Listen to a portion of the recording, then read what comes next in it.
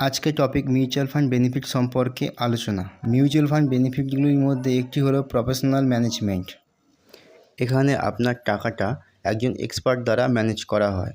ইনভেস্টাররা ফান্ডে ইনভেস্ট করার পরে ফান্ড ম্যানেজার ও তাদের টিম সেই টাকাটা বিভিন্ন অ্যাসেট ক্লাসে ইনভেস্ট করে থাকে, যেমন stock, bond, government security etcetera. এর ফলে আপনার ইনভেস্টমেন্টের উপরে বেস্ট রিটার্ন জেনারেট হয় আপনার কোনো পরিশ্রম ছাড়াই। এর জন্য প্রত্যেকটি ফান্ড ম্যানেজার বা এক্সপার্টকে স্যালারি পে করে, যা ইনভেস্টরদের কাছে এক্সপেন্স রেশিও হিসাবে দেখানো হয়। দ্বিতীয় বেনিফিট হলো রেগুলেটেড বাই সেবি। ইন্ডিয়াতে মিউচুয়াল ফান্ড সেবি দ্বারা রেগুলেটেড। সেবি হলো security exchange board of India. এটি একটি গভর্নমেন্ট এজেন্সি যা ইনভেস্টরদের সেফটির জন্য স্থাপন করা হয়েছে। মিউচুয়াল ফান্ডে সেবির রোল খুবই গুরুত্বপূর্ণ।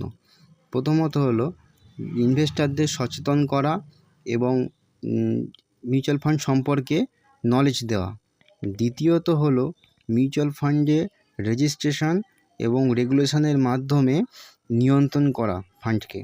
3 নম্বর হলো বিনিয়োগকারী অর্থাৎ ইনভেস্টরদের যা অভিযোগ আছে সেই অভিযোগগুলো শোনা এবং সেগুলোকে প্রতিকার করা। 4 নম্বর হলো মিউচুয়াল ফান্ডকে প্রত্যেকটি ফান্ডকে নজরদারি করা এবং তাদের পর্যবেক্ষণে রাখা। এই সমস্ত বিশেষ কারণে মিউচুয়াল ফান্ডকে সেবি অনেক অংশে সুরক্ষিত করে রেখেছে। তৃতীয় বেনিফিট হলো সেফটি, লিকুইডিটি অ্যান্ড রিটার্ন। ইনভেস্টমেন্টের আগে যে পয়েন্টগুলি চেক করা দরকার।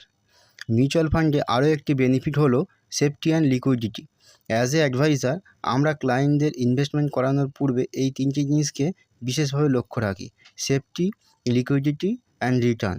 বেশিরভাগ ফান্ডে লক ইন পিরিয়ড থাকে না, তাই মিউচুয়াল ফান্ডে আপনি আপনার সুবিধা মতন টাকাটা তুলতে পারবেন, যেটি আপনি অন্য কোনো ইনভেস্টমেন্ট অপশানে পাবেন না, like FD, real estate, insurance.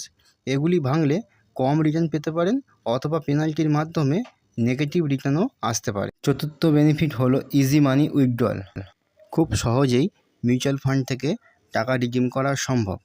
First, request submission form fill up করা, অর্থাৎ ফার্স্ট যে ফান্ডে আপনি ইনভেস্ট করে আছেন সেখানে রিডামশন অপশানে গিয়ে ক্লিক করা, তারপরে কত ইউনিট আপনি রিডেমশন করতে চান সেটা সিলেক্ট করা। তারপরে ভেরিফিকেশনের মাধ্যমে একটি পাসওয়ার্ড চাইবে, যেটিকে আমরা টিপিন বলে থাকি, অর্থাৎ ট্রানজ্যাকশান পাসওয়ার্ড। তারপর টিপিনটা এন্টার করার পরে ট্যাক্স চার্জেস কেটে নিয়ে আপনার ব্যাংকের অ্যাকাউন্টে 1 থেকে 2 দিনের